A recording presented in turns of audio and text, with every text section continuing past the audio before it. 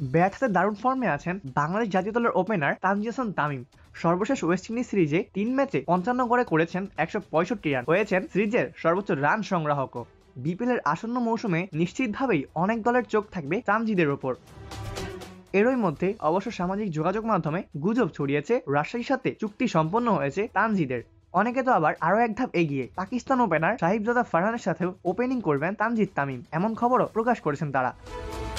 তানজিদ তামিমের সঙ্গে রাজশাহী ওয়ারিয়র্সের চুক্তির গুঞ্জন সম্পূর্ণ ভিত্তিহীন, বিষয়টি নিশ্চিত করেছেন তানজিদ হাসান তামিম নিজেই।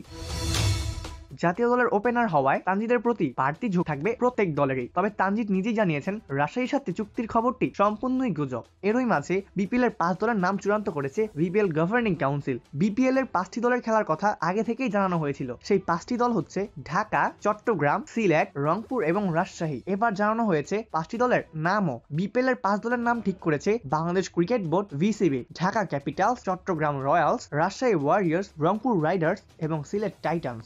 অপূর্ব দাস, প্লেভাস নিউজ।